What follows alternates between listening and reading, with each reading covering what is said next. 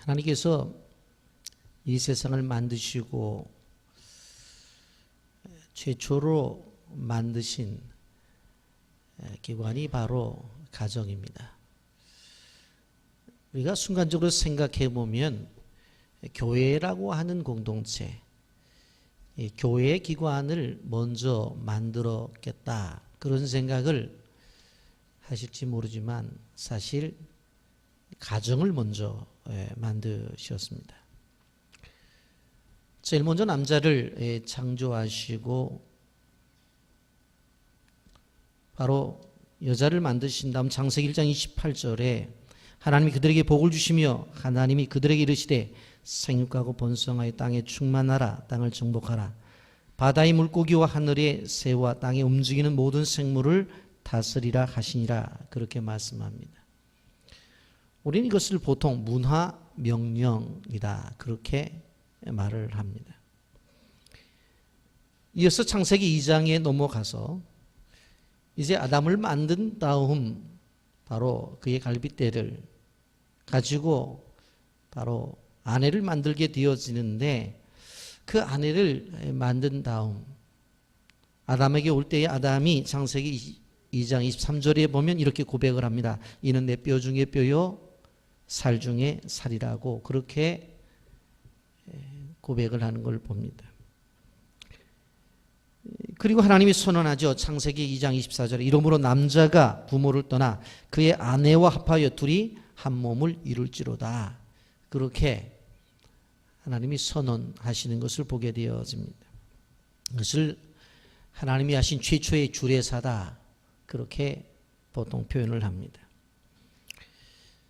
여러분, 하나님이 천지 만물을 창조하시고 제일 먼저 가정을 세웠다고 하는 것은 하나님의 생각 속에서 그만큼 가정의 가치가 중요하다고 생각을 하시는 하나님의 표현인 것을 볼 수가 있습니다. 그러기에 우리도 가정을 귀중하게 여기고 그리고 가정을 가장 우선순위를 두고 우리가 생활해야 된다라고 하는 것입니다.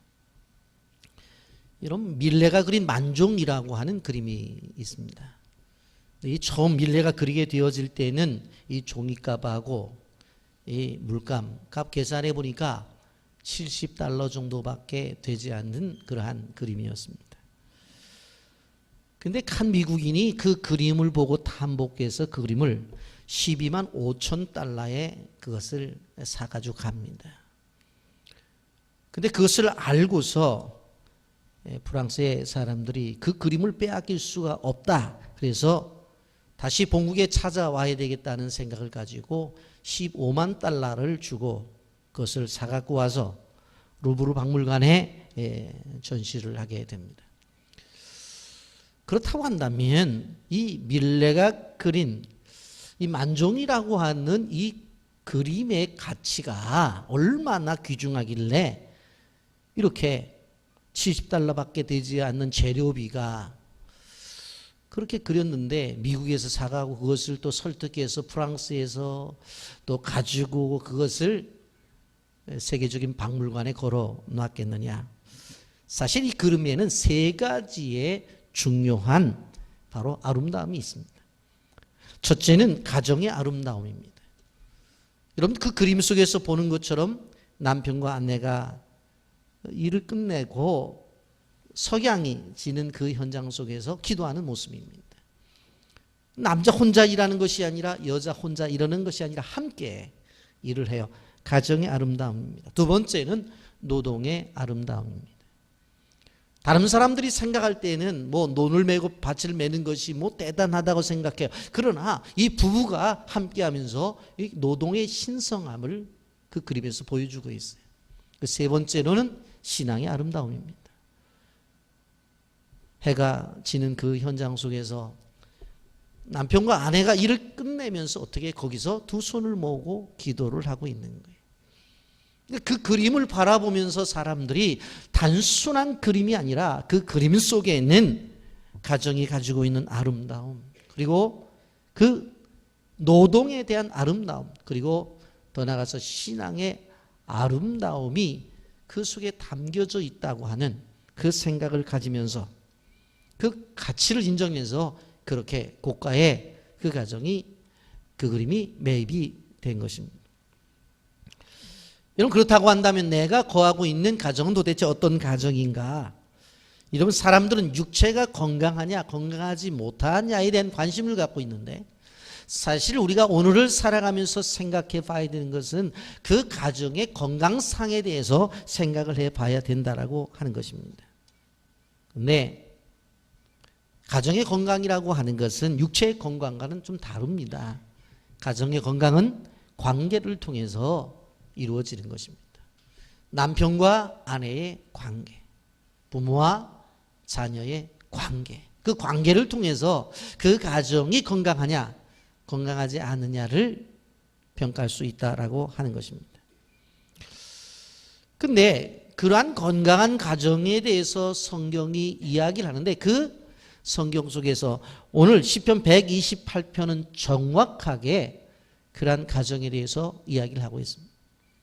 첫째 보게 되어지면 어떤 가정이 건강한 가정이고 행복한 가정이냐? 하나님을 경외하는 가정이라고 하는 것입니다. 여러분 1절 말씀 보면 여호와를 경외하며 그 길을 걷는 자마다 복이 있도다 그렇게 말씀해요. 또 4절에 보면 여호와를 경외하는 자는 이같이 복을 얻으리로다 그렇게 말씀해요. 여러분 시편 128편을 이해하기 위해서는 우리는 1절과 4절을 중요하게 봐야 되는데 우리가 이런 연상을 할 필요가 있어요. 1절이라고 하는 이 말씀과 4절이라고 하는 말씀이 하나의 기둥의 역할을 한다고 생각을 하면 돼요. 1절 여호와를 경외한다고 하는 기둥과 또 4절에 여호와를 경외한다고 하는 이 기둥이 바로 우뚝 세워져 있다. 그리고 그 기둥 안에 누가 있느냐? 남편이 있고 아내가 있고 자녀가 있다고 하는 것들을 생각해 보면 우리가 이해하기가 쉬워요. 그렇다고 하면 먼저 우리는 하나님이 경외하는 것들이 가정에 있어서 중요하다는 것을 좀 생각해 봐야 되는 것입니다. 세상 사람들이 생각하고 있는 복과 그리스도인이 가지고 있는 복의 개념이 조금 다를 수 있는데 세상 사람들이 생각하는 것은 어떤 게 복받았다고 그래요? 저 가정은 경제적인 어려움이 없어. 그런 거 복받았다고 말하죠. 저 집은 건강해서 어른부터 아이들까지 병원 가는 법이 없어. 건강의 축복이죠. 저 집은 아이들이 다 잘 돼. 대학도 잘 가더니 졸업하자마자 취직도 잘 되고 결혼도 잘하는 것 같아. 자녀의 복. 이런 걸 복이라고 말해요. 근데 그 중심에 보면 하나님을 경외하는 신앙적 가치는 없다고 하는 것입니다. 여러분 기독교의 가치는 다른 거예요. 기독교의 가치는 하나님을 경외하는 것이 가장 큰 복이라고 생각을 해야 돼요. 다른 것이 조금 부족하다 할지라도 다른 것이 좀 연약하다 할지라도 그 사람이 하나님을 경외하고 하나님을 바라보는 그것이 바로 우리 인생에 있어서 가장 큰 복이다 라는 생각을 가져야 된다고 하는 것입니다. 이런 경외라고 하는 말은 네이버 사전을 찾아보면 존경하는 마음으로 삼가 조심함이라고 하는 뜻을 가지고 있습니다. 근데 이 조심한다고 하는 것을 보면 하나님에게 함부로 말하지 않고 하나님에게 함부로 행동하지 않는다. 그렇게 우리는 말하고 행동에 대한 이야기를 우리는 생각해 보게 되어집니다. 느헤미야 1장에 가보면 11절에 이렇게 말합니다. 주여 구하오니 귀를 기울여사 종의 기도와 주의 이름을 경외하기를 기뻐하는 종들의 기도를 들으시고 오늘 종이 형통하여 이 사람들 앞에서 은혜 있게 하옵소서 하였나니 그때 내가 왕의 술관원이 되었느니라 그랬어요. 여러분 지금 느헤미야는 지금식으로 말하면 청와대 바로 일하는 공무원이에요. 왕의 음식의 일부 가운데서 특별히 술을 담당하는 그러한 그런 공무원이었어요. 그런데 이방 나라에 있으면서 그가 가지고 있는 이 느헤미야의 정체성 속에서 우리가 중요하게 봐야 될 것은 뭐냐면 주의 이름을 경외하기를 기뻐하는 종들이라고 그랬어요. 내가 이방 땅에 있지만 그리고 이방 땅의 나라에 다른 나라의 공무원으로 일을 하고 있지만 나는 어떤 존재냐? 하나님을 경외하는 존재라고 그렇게 이야기를 하는 거예요. 그렇기 때문에 그 이후부터 나타나는 것을 보면 그가 어떻게 해요? 다시 백성들을 데리고 귀환해서 무너진 성벽을 세워 나가는 것을 볼 수가 있습니다. 하나님과 나와의 관계 속에서 내가 가지고 있는 정체성이라고 하는 것은 매우 중요하다는 것을 우리는 기억해야 돼요. 우리 가정이 어떤 가정인가? 나라는 존재가 어떤 존재인가? 여러분, 내가 아무리 힘쓰고 애쓰고 노력한다 할지라도 소위 말하는 복을 하나님이 허락하시지 아니하면 그게 안 되는 거예요. 여러분, 내가 아무리 노력한다고 해서 사업이 잘 됩니까? 내가 아무리 건강을 위해서 수고하고 애쓴다고 해서 그 건강이 유지가 되느냐고요. 하나님께서 함께 하시지 않으면 안 된다고 하는 거예요. 우선 요셉의 경우를 봅니다. 그의 인생의 삶을 보면 어렸을 때는 괜찮은 것 같아요. 왜? 아버지가 채색 옷을 입혔어요. 형제들과 다른 옷을 입혔으니까. 그런데 그것을 시기해서 형들이 팔잖아요. 그래서 팔려감을 당해요. 남의 집 가서 앞마당을 쓰는 존재가 되었어요. 그 집의 주인마님이 유혹을 하는데 그것을 뿌리쳤어요. 그랬더니 감옥에 갔어요. 감옥에 가서 거기에 정부의 관료들이 들어왔을 때 꿈의 해석을 해주지만 풀려날 기미가 보이질 않아요. 그런데 우리는 이 요셉의 이야기를 하게 될 때 요셉의 인생을 뭐라고 말하느냐? 그의 인생이 형통했다고 말을 해요. 왜 그래요? 요셉은 하나님이 함께 하셨기 때문에. 여러분, 창세기 말씀에 요셉의 그 일생을 보게 되면 하나님이 형통케 하여라는 말이 나와요. 그런데 우리가 생각해 보면 형들에게 팔려서 보디발의 집에 종으로 간 게 어떻게 형통이냐고. 그런데 현실을 보지 않고 무엇을 보는 거예요? 하나님의 함께 하심을 보는 거예요. 보디발의 아내가 유혹할 때 거절을 해서 어디로 들어갔어요? 감옥에 들어갔어요. 그런데 그게 어떻게 형통이에요? 그런데 현상을 보지 않고 성경은 그것을 형통이라고 말을 해요. 결국 그러한 과정을 통해서 요셉이 무엇이 되어져요? 바로 애굽의 총리가 되는 거예요. 우리가 기억할 때 무엇을 기억해야 되느냐? 우리가 이해가 되지 않는 현실 속에서, 우리가 이해가 되지 않는 과정 속에 있지만, 그러나 그러한 현상과 현실을 바라보지 말고 지금 하나님이 함께 하느냐 하지 않느냐, 그것이 중요한 거예요. 함께 하면 우리 현실이 어렵더라도 형통해요. 우리의 고난이 찾아와도 형통이에요. 우리가 오해를 받아도 형통이에요. 우리는 그러한 생각과 사고 속에서 우리가 인생을 살아가야 된다고 하는 거예요. 교회 건축을 하면서 힘든 부분이 있어요. 어려운 부분이 있어요. 중단될 때도 있어요. 그러나 이것이 뭐예요? 하나님의 시각으로 볼 때 하나님이 함께 하시면 무엇입니까? 형통이라고 하는 것을 우리는 기억해야 되는 거예요. 여러분, 이러한 두 기둥이라고 그랬죠. 하나님을 경외하는 기둥이 두 개가 있다고 했는데 그 안에 가족들이 있어요. 첫 번째 성경은 남편에 대한 이야기를 합니다. 3절에 보면 내가 내 손이 수고한 대로 먹을 것이라 내가 복되고 형통하리로다 그랬어요. 여러분, 하나님 함께 하시는 가정 안에서 없어서는 안 될 존재가 남편이라고 하는 존재입니다. 한국 사회 속에서는 남편이 경제적인 부분을 책임을 집니다. 그래서 가정이 경제적으로 어려움 없이 살아가게 그렇게 구조가 되어져 있어요. 그런데 한 가지 우리가 생각해 볼 수 있는 것은 무엇인가 하면 집안의 대표로서 우리는 민법상 그 가정의 대표는 어떻게 되어져요? 남편이. 아무리 맞벌이 부부를 한다고 하더라도 어떻게 되어져요? 주민등록번호를 딱 띄워보면 어떤 이름이 세대주 하면 남편 이름이 나온다고요. 자, 그런데 우리가 생각해 보면 이 세대주뿐만 아니라 신앙주가 되었으면 좋겠다는 거예요.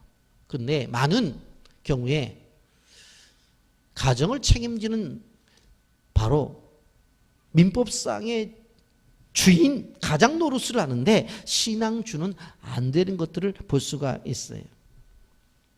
그러니 집안에 가장이 두 명입니다. 하나는 민법상의 가장이고 하나는 신앙의 가장이 있어요. 둘이 이렇게 이루어지는 것을 볼 수가 있어요. 여러분,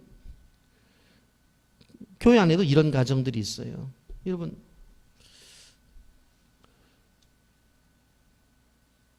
남편과 믿음 생활을 같이 하라고 요구를 하면 목사님 안 하는 게 아닙니다. 왜 그러면 주일날마다 우리 신랑이 교회 앞까지 실어다 주고 간다는 거예요. 그 웃으면서 아니 올라오면 되지 왜 그러냐고 그러면 목사님 그것도 안 해주면 어떡하라고요. 그것만 해주면 그거라도 해주면 고맙다고 그렇게 말하는 분들이 계세요. 어떤 분은 예배 끝나고 가보면 분명히 예배 속에 계셨는데 사라지고 없어요. 그래서 나중에 만났을 때 집사님 예배 끝나고 인사라도 하고 가야 되지 왜 그렇게 쏜살같이 그냥 가냐고. 아유 밑에 애 아빠가 기다리고 있어서요. 차 가지고 와서 그냥 자기 아내하고 애하고 올려보내고서 차 안에서 뭘 하고 있는지 기다리고 있는 거예요. 밑에서. 그 밑에서 기다리고 올라와서 같이 예배 드리면서 기다리면 얼마나 좋겠어요. 그런데 그렇게 안 하는 거예요. 여러분 고등학생들을 모아놓고 설문을 했습니다. 집에 있는 아빠가 제일 불쌍하게 여겨질 때가 어느 때냐. 설문을 했더니 첫째가 뭐냐면 엄마한테 아빠가 야단 맞을 때 그때가 불쌍하대요. 크게 자기가 볼 때는 잘못한 것 같지도 않은데 엄마가 그냥 뭐라고 한다는 거예요. 그래서 그 앞에서 고개 푹 숙이고 있는 아빠를 보니까 불쌍하게 죽겠대요. 두 번째, 아버지가 밤늦게 회사에서 돌아왔는데 혼자 냉장고 열고서 반찬 갖다가 밥 퍼먹는 거나 혼자서 라면 끓여 먹는 거 그거 보면 그렇게 불쌍하다는 거. 애들이 볼 때 우리 아빠 그래도 가정을 위해서 저렇게 노력을 하는데 왜 밥을 저렇게 혼자 차려 먹고 저래야 되나 불쌍하다는 거. 세 번째는 아버지가 엄마한테 용돈을 달라고 그러는데 거절당할 때 그걸 볼 때는 왠지 불쌍하게 느껴진대. 예? 고등학생들이 하는 얘기예요. 여러분 믿음의 아내라고 하는 것은 남편의 권위를 세워줘야 된다고 하는 거예요. 가장으로서의 대우. 여러분 갱년기에 여성들은 남편 얼굴만 봐도 화가 난다고 그래요. 그런데 그러지 말라는 거예요. 그러지 말라는 거예요. 예? 여러분 기억해야 되는 것은 남편은 아내의 칭찬을 먹고 살고 남편은 아내의 사랑을 먹고 산다는 걸 알아야 돼. 그걸 잊어버리고 있어요. 왜 그래야 되느냐? 남편이 평화로워야 가정이 평화로운 거예요. 그렇지 않으면 어떻게 그 가정이 평화로울 수 있겠어요? 그 가정이 어떻게 행복할 수가 있겠어요? 여러분 그런데 우리 자꾸 아내들이 남편을 향해서 눈에 보이는 고칠 부분만 고치려고 계속 이야기를 하는 거예요. 그래서 어떻게 생각해 보면 단점을 고치려고 하는 것보다는 장점을 인정해주고 나가는 것이 더 그 가정이 평화롭다는 거예요. 여러분 저를 포함해서 남자들이 잘 고쳐집니까? 잘 안 고쳐져요. 그걸 고치려고 쉬운 게 아니에요. 여러분 요새 가정에서 남편의 권위를 존중해 주려고 사회 속에서 양성평등 시대라고 그렇게 이야기를 하죠. 그래서 여성가족부에서 국가적인 시책으로 어떻게 하든지 여성들의 권위를 세워보겠다고 그렇게 생각을 하고 정책을 내어놔요. 물론 지금까지 우리나라도 여성들이 약자로서 살아왔기 때문에 그 시도도 필요한 거고 정책도 필요하다고 생각이 되어져요. 그런데 그럼에도 불구하고 아내들이 남편을 인정해주고 칭찬해주고 섬길 때에 그 가정에 하나님의 은혜가 임한다라고 하는 거예요. 이런 교회도 마찬가지입니다. 지지난주 토요일 날 젊은이 부서에서 저한테 특강을 요청을 해서 토요일 날 제가 특강을 했어요. 그랬더니 끝나고 났더니 우리 청년들이 제가 당뇨 걸린 줄 알고 아주 달달한 케이크를 하나 준비해서 주면서 저한테 편지를 하나 주었습니다. 제가 사무실에 가서 쭉 읽어보니까 한 12명 정도가 썼는데 이름이 없어요. 이게 회장인 송평화만 담임 목사님들 감사합니다. 생명의 말씀을 들려주셔서 감사합니다. 오늘 귀한 말씀도 감사합니다. 늘 기도하는 젊은이가 되겠습니다. 어떻게 뭐 말씀도 끝나지 않았는데 귀한 말씀도 감사합니다. 다 미리 써놨는지 모르겠지만 다 써서 줬는데 제가 쭉 읽어가면서 제가 대표적으로 둘을 뽑아봤어요. 제 마음에 감동을 주는 것. 그게 뭐냐면 첫째는 뭐냐면 항상 친아들처럼 대해주셔서 너무 감사합니다. 저도 목사님을 아버지처럼 모시겠습니다. 항상 존경하고 감사드립니다. 그렇게 썼더라고. 여러분들 저한테 아들이 몇이냐고 물어보면 이제부터는 셋이라고 대답을 하겠어요. 누군지는 모르겠어요. 누군지는 모르는데 아버지처럼 모시겠대요. 제가 노년에 걱정할 필요가 없어요. 누군지 책임지세요. 또 하나 쓴 글이 있어요. 뭐냐면 항상 목사님이자 빛의 교회를 이끄시는 리더로서 행하시는 믿음을 저에게 보여주시고 말씀하셔서 우리에게 본이 되심을 감사드립니다. 세월이 지나도 끊임없는 선교에 대한 열정도 본이 되십니다. 교수님이자 목사님으로서 영혼을 살리는 수준 높은 설교를 해주심에도 감사드립니다. 야, 마음에 감동이 되는. 막 인정해 주잖아요. 교수님이자 목사님으로서 영혼을 살리는 수준 높은 설교를 해준대. 눈 뜨고 드세요. 청년들은 나를 그렇게 인정해 주는데. 그래서 제가 이거를 접어가지고 2주 동안 가슴에 품고 다녔어요. 웬만해서 돈도 아닌데.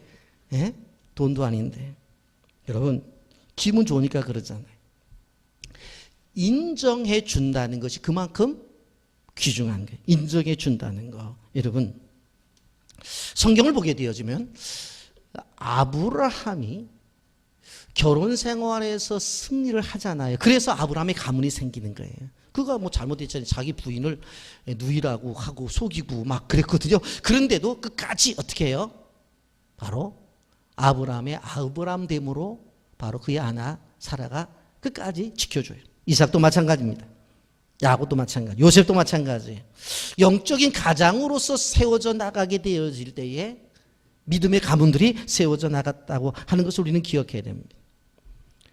만약에 남편이 무시가 되어지고 비난받고 지적질을 당하고 늘 그러한 속에 있다고 한다면 가정 내 질서가 무너져요. 그 왜?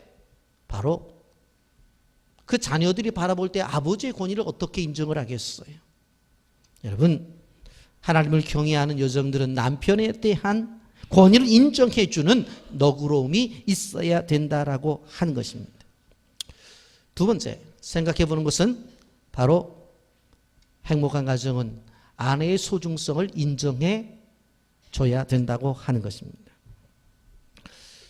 여러분, 가정의 행복의 한 축을 담당하고 있는 게 누구냐? 아내예요. 3절 상반절에 보면 내 집 안방에 있는 내 아내는 결실한 포도나무 같으며 그랬어요.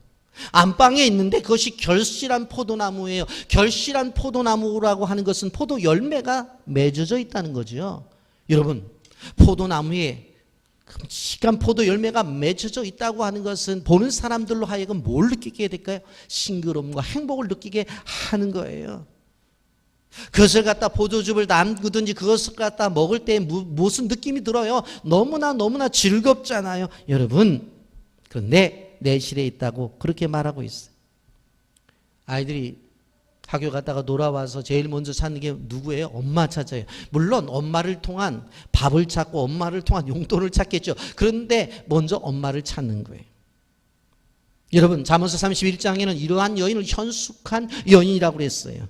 잠언서 32장 10절에 현숙한 아내의 가치는 진주보다 더하다고 그랬고, 잠언서 31장 11절 말씀에 현숙한 아내는 남편이 믿을만하다고 그랬어요. 잠언서 31장 13절에 현숙한 아내는 부지런하다고 그랬어요. 잠언서 31장 23절에 현숙한 아내는 남편이 세상 속에서 존경받도록 존경하는 아내라고 그랬어요. 잠언서 31장 30절에 외모를 치장하는 일보다 하나님을 경외하는 데 초점을 맞추는 사람이라고 그렇게 말을 했어요. 여러분, 가정에 구성원 가족들을 중심으로 해서 아름다운 집을 만들기 위해서 그 위치와 역할을 감당해야 되는데 그 속에서 뭐예요? 아내의 역할은 무지무지하게 중요해요. 어느 집을 방문했었을 때에 그 집이 편안함을 느끼는 것은 그 아내가 남편에 대해서 자녀에 대해서 역할을 잘 감당하는 집안은 평안하다고 하는 것을 우리는 기억할 수가 있습니다. 미국에서 어느 날 신문에 광고가 났는데 광고의 제목이 남편을 싸게 팝니다 라고 하는 광고가 나왔습니다. 그 밑에 보니까 뭐라고까지 돼 있냐면 남편이 쓰고 있던 낚시 도구와 그리고 사냥 도구와 그리고 사냥개까지 덤으로 다 드린다고 광고를 했어요. 그런데 그 광고가 나가자마자 그 집 문 앞에 60명이 줄 서 있는 거예요. 그래서 이 아내가 나가서 물어봤어요. 아니, 나도 쓸모가 없어서 버리려고 하는 남편을 당신들은 왜 살려고 하냐고. 그랬더니 어떤 사람이 손을 들더니 아니, 당신 남편이 탐나서가 아니라 집에 있는 사냥개가 탐나서 덤으로 준다고 해서 사러 왔다고 그렇게 얘기를 했다는 거예요. 여러분, 우리 남편들 조심해야 돼요. 아내들에게 함부하다가 내일 벼락시장에 광고 날지 몰라요. 여러분, 아내가 바라볼 때의 행동과 말과 모든 것들이 팔만한 집안에 없었으면 그런 생각을 가질만 하더라도 그렇게 하면 안 된다는 거예요. 남편의 골미가 매매 대상이 되어져 버리고 그렇게 바닥으로 추락해진다고 한다면 진정한 가정이 될 수 없다는 거예요. 그 남편이 어떤 행위를 하든지 간에 에베소서 5장 22절 23절은 이렇게 말해요. 아내들이여 자기 남편에게 복종하기를 죽게 하듯 하라. 이는 남편이 아내의 머리됨이 그리스도께서 교회의 머리됨과 같음이니 그가 바로 몸의 구주신이라 그랬어요. 받아들일 수 없는 것이라 할지라도 남편의 권위를 존중하라고 그렇게 말하고 있어요. 여러분, 그게 바로 아내의 역할이에요.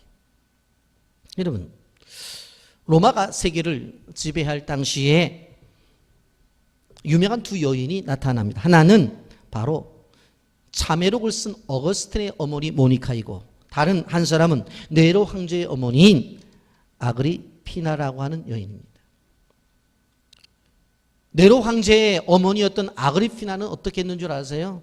남편이 클라우디오 황제였는데 자기가 정치를 하고 싶은데 남편이 자꾸 집에 가라는 거예요. 집에 가서 살림이나 하라는 거예요.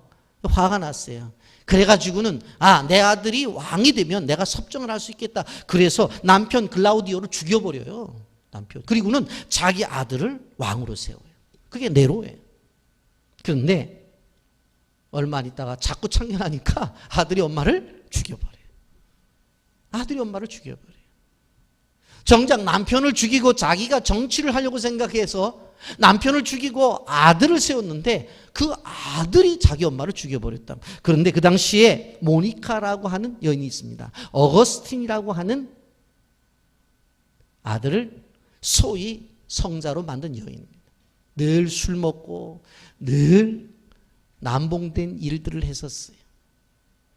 그러한 역사 속에서 보면은 이 어거스틴이 술을 쫙 먹고 어느 날 들어왔는데 어머니가 무릎을 꿇고 집안에서 기도를 하고 있어요. 그 기도의 내용을 들어보니까 자기가 원하는 거하고는 정반대예요. 다 술 끊게 해달라, 여자 관계 정리하게 해달라부터 시작해갖고 뭐 한두 가지가 아니에요. 그래갖고는 그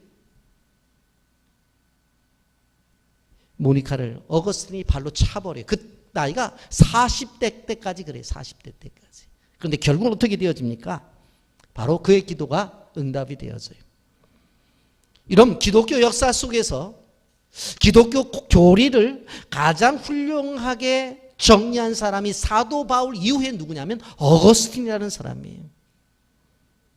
여러분, 신학적으로 최대 모든 것들을 잘 정리하는 신학자로서 어거스틴은 지금 신학을 공부하는 사람들도 어거스틴을 보게 될 때 깜짝 놀라요. 그의 참회록을 읽을 때마다 야 하면서 깜짝 놀라요. 얼마 전에 LA 올림픽에서 중국의 여자 선수가 다이빙에서 금메달을 따게 됩니다. 이런 동양 선수들이 이런 다이빙이나 이런 데서 금메달 따기가 쉽지 않아요. 왜냐하면 우리 식으로 말한다면 키가 그리 크질 않잖아요. 그래서 기자가 물어봤어요. 당신이 어떻게 이런 다이빙에서 우승을 할 수 있었느냐. 딱 한마디였어요. 엄마 덕분입니다. 엄마 덕분입니다. 기자가 물어봤어요. 엄마 덕분이라니 왜 엄마 덕분입니까? 그가 설명을 해요. 저는 어렸을 때부터 달리기를 좋아해서 100m를 달렸는데 달리다가 곧잘 저는 넘어졌습니다. 그런데 엄마가 다가와서 이렇게 나에게 격려를 했습니다. 딸아, 나는 내가 1등을 하는 것보다 넘어졌다가 일어나는 모습이 더 아름답단다. 그렇게 얘기를 했다는 거예요. 나는 내가 달리기를 하다가 넘어져서 일어나는 모습이 내가 1등을 하는 것보다 더 아름답다는 거예요. 그래서 끊임없이 실패를 하지만 연습에 연습을 해서 결국은 이렇게 바로 올림픽 금메달리스트가 될 수 있었다라고 하는 것입니다. 가정 안에 아름다운 아내가 되어야 돼요. 소위 말해서 어머니다운 어머니가 되어져야 돼요. 그래야지 그 가정이 건강한 가정이 될 수가 있다고 하는 것입니다. 그런 가정이 되기를 예수님의 이름으로 축복합니다. 세 번째로 행복한 가정에는 자녀도 중요해요. 여기 3절 하반절에 보세요. 내 식탁에 둘러앉은 자식들은 어린 감람나무 같으리로다 그랬어요. 식탁에 둘러앉은 자식들, 식탁 교제를 이야기하고 있는 것을 볼 수가 있습니다. 오늘날 현대의 비극 가운데서 한 가지가 무엇인가 하면 서로 바쁘기 때문에 식탁 교제가 이루어지지를 않아요. 아침에 일찍 나가고 저녁에 늦게 들어오고, 그러니 뭐 함께 식사를 하기가 쉽지 않다고 하는 거예요.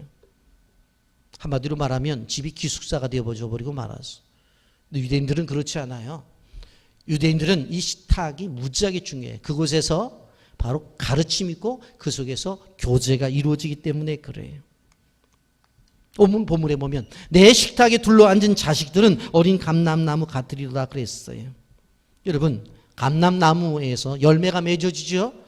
그것을 짜게 되면 기름이 나오는데 소위 우리가 알고 있는 올리브유가 그 기름입니다. 그런데 이 올리브유는 세 가지 중요한 역할을 해요. 첫째는 뭐냐면 식용으로 쓰여졌어요. 여러분들도 마찬가지잖아요. 지금도 올리브유 갖다가 기름으로 사용하잖아요.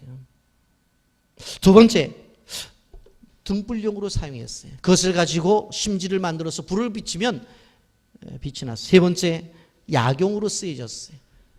당시에는 알코올, 포도주 같은 것이 뭐예요? 이 소독을 하고 그 다음에 기름을 발랐단 말이에요. 이게 바로 이 약품이었어요. 그래서 선한 사마리아인의 비유도 뭐냐면 뭐를 했어요? 포도주로 소독을 하고 기름으로 발랐다고 표현을 하고 있죠. 여러분, 우리들의 자녀가 어떤 존재라고 성경이 말하고 있어요? 첫째, 맛이 없는 세상 속에서 맛을 낼 수 있는 기름의 역할을 하라는 거예요. 두 번째, 빛이 없는 세상 속에서 어둠을 비치는 빛의 역할을 감당하라는 거예요. 세 번째, 썩어져가는 세상 속에서 치료의 역할을 감당하라는 거예요. 그러니까 오늘 성경에서 말하는 내 식탁에 둘러앉은 자식들은 어린 감람나무 같다고 하는 이것은 지금은 어리지만 이것이 자라나서 나중에 가지를 치고 열매를 맺겠지. 그럼 그 열매를 갖다가 기름을 짜게 되면 기름은 세 가지 역할을 한다. 어떤 역할을 한다는 거예요? 음식의 맛을 내는 역할을 하고, 더 나아가서 어두운 세상 속에 빛을 드러내는 그러한 역할을 하고, 세 번째로 치료의 역할을 한다고 하는 거예요. 여러분, 이러한 귀한 역할을 할 수 있는 귀한 가정의 자녀들이 되기를 예수님의 이름으로 축복합니다. 여러분, 이러한 자녀들이 되어져야 될 텐데 이 시대를 바라보게 되어질 때에 이러한 자녀들이 쉽게 만들어지느냐, 이 악한 시대에 어떻게 이 자녀들을 만들어낼 수 있을까? 저는 오직 가정과 교회가 이러한 아이들을 만들어낼 수 있다고 생각하고 믿는 사람입니다. 건강한 가정이 건강한 자녀들을 만들어내고 건강한 교회가 건강한 자녀들을 만들어낸다고 하는 거예요. 물론 여러분들이 이 학원 저 학원 보내요. 학원은 자녀들을 어떻게 실력은 키워낼 수 있지만 그들과 함께 할 때에 바로 학원에서 그들의 인성을 키워내고 그들의 삶을 변화시키는 것들이 가능할까? 쉽지 않아요. 여러분, 오늘날 붕괴되어지고 있는 가정 속에서 예방할 수 있는 한 가지 비결이 무엇인가 하면 함께 식탁을 둘러앉는 거예요. 함께 먹으면서 대화를 하는 거예요. 함께 대화를 하면서 교제하는 거예요. 여러분, 그것이 교육적 효과가 있다고 하는 것을 우리는 보게 되어져요. 그래서 그 안에 아이들이 대화하는 가운데 문제가 있으면 그 문제를 놓고 기도하고 나가게 되어지는 거예요. 식구라는 말이 뭐예요? 상에 둘러앉아 함께 식사를 한다는 뜻을 갖고 있잖아요. 매일매일이 아니라면 한 주간에 하루만이라도 아니면 한 끼만이라도 그렇게 했으면 좋을 것 같아요. 아침에 아이들이 학교 가게 되어질 때에 밥 차려주기는 애들한테 야, 밥 먹고 가라. 아유, 엄마 피곤하다 하고 들어가 자면 지혜롭지 못한 엄마예요. 그 밥을 차리는 것이 엄마의 사랑으로 차리는 거잖아요. 그리고 그 옆에 앉으면서 얘기하는 것 사랑의 대화잖아요. 그런 과정을 통해서 아이들을 양육해야 돼요. 밥을 먹는 시간이 아니라 사랑을 먹는 시간이어야 돼요. 그 맛을 잊지 못하는 거예요. 그래서 집밥이라는 이야기가 나오는 거예요.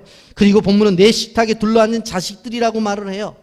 요즘 결혼하는 부부들을 향해 물어보면 자식을 별로 낳고 싶지 않대.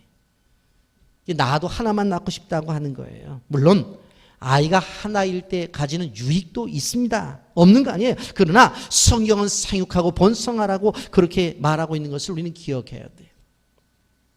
형제간의 아름다운 이야기, 우리 영상으로 보고 말씀을 계속하려고 합니다. 어느 날 희귀한 혈액형을 가진 아이가 수술을 받기 위해 수술실로 들어갔습니다. 하지만 혈액이 모자라 생명이 위독해지게 되었고 급히 수송을 했지만 구할 수 없었습니다. 혹시 가족 중에 같은 혈액형이 있습니까? 그 말에 깜짝 놀란 엄마 아빠는 동생을 바라볼 수밖에 없었습니다. 얘야, 지금 형이 몹시 아프단다. 어쩌면 하늘나라에 갈지도 몰라. 좀 아프겠지만 너의 피를 형에게 나눠줘야 하는데 그럴 수 있겠니? 아이는 한참 동안 생각하더니 고개를 끄덕였습니다. 헌혈이 시작되자 자신의 피가 나오는 것을 물끄러미 쳐다보던 아이가 갑자기 울음을 터뜨렸습니다. 부모는 아이를 달랬고 이윽고 주사 바늘을 빼자 아이는 울음을 그친 후 눈을 감고 일어나지 않았습니다. 얘야, 다 끝났단다. 근데 왜 눈을 감고 있니? 하늘나라 갈 준비하고 있어요. 아이는 헌혈을 해본 적이 없기에 몸에서 피를 뽑으면 죽는 줄로만 알았던 것입니다. 얘야, 그럼 네가 죽는 줄 알면서도 헌혈을 한다고 했니? 아이가 말했습니다. 전 형이 좋거든요. 모두들 아무 말 못하고 울고만 있었습니다.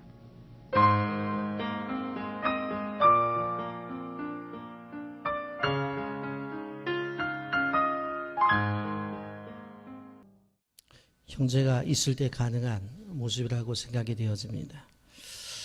여러분, 그런데 이러한 하나님의 복, 이러한 하나님의 복이 어디서부터 오느냐? 여러분, 5절 말씀 보면 여호와께서 시온에서 내게 복을 주실지어다 그랬어요. 여러분, 성경에서 시온은 무엇을 상징해요? 지금으로 말하면 교회를 상징해요. 이러한 복이 어디서부터 온다? 교회로부터 온다라고 하는 거예요. 하나님께서 이 시대의 복을 누구를 통해서 주시느냐? 교회라고 하는, 주님의 피로 값주시고 사신 교회라고 하는 공동체를 통해서 주신다고 하는 거예요. 여러분, 이러한 가정들이 모일 때에 바로 그 교회는 행복한 거예요. 그러면서 부흥을 이루는 거예요. 5절 하반절에 보면 너는 평생에 예루살렘의 번영을 보며 그랬어요. 이렇게 행복한 가정들이 모이는 교회는 어떻게 되어져요? 교회가 부흥되어져요. 그래서 항상 평생에 예루살렘의 번영을 본다고 그랬어요. 여러분, 저는 담임 목사로서 늘 기도하는 게 뭐냐면 작년보다 올해가 더 좋아져야 되고 올해보다 내년이 더 좋아져야 돼요. 그리고 제가 목회를 하다가 은퇴를 했을 때 다음에 어떤 분이 우리 교회를 담임할지 모르지만 제가 담임할 때보다도 더 교회가 성장하고 성숙하고 이 사회 속에서 책임을 다하는 교회로 더욱 우뚝 서야 돼요. 이게 예루살렘의 번영을 보며 끊임없이 가족들이 보는 것은 우리 교회가 잘 되고 더 잘 되는 번영을 봐야 된다고 하는 것입니다. 그러면서 이러한 가정에 주시는 게 뭐예요? 6절에 손자를 보는 장수의 복을 이야기하고 있어요. 6절 말씀, 내 자식의 자식을 볼지어다 이스라엘에게 평강이 있을지로다 그랬어. 자식의 자식을 보기 위해서는 뭐가 있어야 돼요? 건강이 있어야 되겠죠. 여러분, 우리는 기억해야 되는 거예요. 여러분, 이 가정을 이끌어 간다는 것이 쉽지 않다고 하는 것을 우리는 여러 가지의 예를 통해서 볼 수가 있습니다. 작가 공지영 씨는 3번이나 이혼을 했는데 2번의 이혼 사유가 남편의 폭력이었다고 그는 고백을 했어요. 우리가 생각해 보면 남편이 대학 교수인 지식인조차 폭력을 후루두르는 것을 바라보면서 자기는 참으로 놀랬다고 그렇게 말을 하죠. 여러분, 태어난 지 일주일 만에 버림받은 아이가 있었습니다. 그래서 양부모에게 입양이 되었습니다. 시리아 출신의 미국 유학생이었던 그의 아버지는 아이를 낳자 그를 키울 형편이 못 돼서 그냥 버리고 말아요. 그래서 양부모 밑에 자랍니다만은 그도 크면서 고등학교 시절에 여자친구와 사이에 딸을 낳기도 해요. 우리가 생각해 보면 버림받은 인생으로서 살다가 그래도 양부모에게 입양이 돼서 살았습니다만은 고등학교 때 여자친구와 아이까지 낳으니 그 인생이 그게 좋다고 볼 수는 없잖아요. 어떻게 보면 인생의 낙오자예요. 문제라고 볼 수 있잖아요. 그런데 그 실패한 인생이라고 하는 그 인생을 뚫고서 커서 모든 역경을 뚫어요. 세계적인 기업을 일으켜요. 그가 바로 누구냐면 스티브 잡스예요. 스티브 잡스의 인생이 그랬던 거예요. 여러분, 사람들은 건강하고 행복한 것을 소망해요. 그러나 현실 속에서 그렇지 못한 경우가 많단 말이에요. 상처를 받을 때가 많아요. 그러나 거기에 머물러 있으면 안 돼요. 그것을 뛰어넘어서 하나님 주신 축복의 현장을 향해 뛰어나가야 된다고 하는 것입니다. 오늘 해피 패밀리 데이를 우리가 지내고 있습니다. 우리 가정의 건강성은 어떤지 생각해 봅니다. 100점 만점이라면 우리 가정은 몇 점을 줘야 될까 한번 생각을 해보시라고 하는 거예요. 스티브 잡스처럼 행복하지 않은 가정의 배경 속에서 태어나고 자랐다 할지라도 자신을 운명에 던지지 말고 역경을 들고 하나님이 주시는 은혜 가운데서 이루어내야 된다고 하는 거예요. 내가 비록 어렸을 때 부모님에게 돌봄과 양육을 받지 못할지라도 좋은 환경에서 자라나지 못할지라도 나는 그렇게 끝까지 내 인생 가서는 안 된다는 생각을 가져야 되는 거예요. 여러분, 우리는 이번 주일로 가정의 달 5월달을 마치게 되어집니다. 우리 아내는 여러 가지 사정으로 혼자 사시는 분도 계셔요. 가족과 떨어져 사시는 분들도 계셔요. 그렇다고 해서 이번 주간이 지나기 전에 혼자만 있지 마시고 마음 맞는 친구나 이웃들과 함께 시간을 보내는 것도 좋은 대안일 거라고 생각합니다. 왜? 우리는 예수 그리스도의 피로 하나가 되었기 때문에 그렇습니다. 예수 그리스도의 피로 하나가 되었으면 그 흐르는 것이 뭐예요? 사랑이라고 하는 것이 흘러가요. 그래서 서로 돌봐주고 챙겨주고 관심을 가져줘요. 그래서 교회는 더욱더 혼자 사는 사람들에게 돌봄과 섬김이 필요한 공동체라고 하는 것을 우리는 기억해야 되는 것입니다. 교회가 따뜻하다고 하는 온기는 다른 사람을 통해서 내게 오는 것보다도 나를 통해서 다른 사람에게 가야 된다고 하는 것을 우리는 기억해야 되는 것이, 우리 교회가 따뜻한 교회냐 아니면 차가운 교회냐라고 하는 것은 내가 어떠한 모습으로 신앙생활을 하느냐에 따라 달라 있다는 것을 우리는 기억해야 되는 거예요.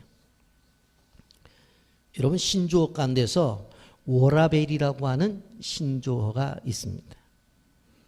그걸 보게 되어지면 work and life balance라고 하는 뜻을 가지고 있어요. 이것이 처음 이 단어가 시작되어질 때는 사회생활하는 여성들 때문에 만들어진 거예요. 여성들도 사회생활 하잖아요. 퇴근을 했어요. 남편도 퇴근을 했어요. 그런데 똑같이 일을 했는데 여자가 밥하고 설거지하고 반찬 만들고 애 키워야 되고 다 해야 된다는 거, 이건 맞지 않지 않느냐. 그래서 이래서는 안 되겠다 해서 생각해서 만들어낸 것이 워라벨이라고 하는 거예요. Work and Life Balance라고 하는 거예요. 그럼 이런 얘기예요. 자, 둘이 출근해서 일하다가 돌아왔어요. 그럼 여자는 어떻게 해요? 아이 어린이집에서 데려다가 씻기고 옷 입히고 또 아이 먹을 거 만들고 해요. 남편은 뭐예요? 또 요리하고 밥상 차리고 또 청소하고 하면서 같이 일을 하는 거. 이걸 이야기하는 거예요. 이런 한국 남성들이 가장 큰 약점이 집에 들어와서 아무 일도 안 하려고 한다는 거예요. 오래전에 저한테 그렇게 말하시는 분이 계셨어요. 아유, 우리 남편은 들어오면 손 하나 까딱 안 하려고 그러는데. 제가 웃으면서 그랬어요. 아니 아무리 그래도 어떻게 손 하나 까딱 안 한다고 그렇게 표현을 하냐고. 그랬더니 제가 말씀드려볼까요? 그래서 말해보라고 그랬더니 집에 들어오면 침대에 탁 누워갖고 양발 벗기라고 그러는데요. 신문 그럼 신문 가져와야 되고 물 그럼 물 가져와야 되고 정말 그 표현대로 손 하나 까딱 안 하더라고요. 근데 그런 세대가 아니다라고 하는 거예요. 여러분 우리 한 걸음 더 나가서 남자랄지라도 세탁기에 빨래라도 하고 놀 수도 있고 또 다 하면 한다는 거. 왜? 군대 가서 다 했잖아요. 다. 그렇기 때문에 우리는 행복한 가정을 위해서 권리와 권위를 주장하기보다는 오히려 섬기는 모습으로 나타나야 된다고 하는 것입니다. 여러분 우리 자녀들을 키울 때도 마찬가지예요. 그 자녀들을 이해하면서 나가야 되는 것이지 부모가 원하는 대로 하려고 한다고 해서 되는 것이 아니에요. 청소년을 연구하는 학자들이 중2병이라는 그 병을 만들어냈잖아요. 왜 그런가 하면 그 나이가 되어지면은 바로 이 호르몬이 정상 상태가 아니라 다른 호르몬이 순간적으로 배출된다는 거예요. 그래서 그 뇌의 상태가 어떻게 보면 정상적이지 않은 그러한 그 구조로 그 기간 동안 지나간다는 거예요. 그래서 자녀들이 속썩이고 말 안 듣고 한다는 거예요. 그래서 이해하라는 거예요. 여러분 잔소리로 고칠 수 없어요. 기도로 품어줘야 되는 거예요. 여러분 우리는 가정을 세워나가면서 믿음의 유산을 물려주는 사람들이 되어져야 된다고 하는 것입니다. 우리가 해피 패밀리 데이를 지내면서 바로 우리가 이런 행복한 가정을 만들기 위해서 말씀을 붙잡고 믿음을 가지고 가정의 소중함을 생각하면서 우리가 이번 주간도 살면서 하나님 주시는 은혜를 충만히 받는 귀한 가정들이 되기를 예수님의 이름으로 축복합니다. 아멘.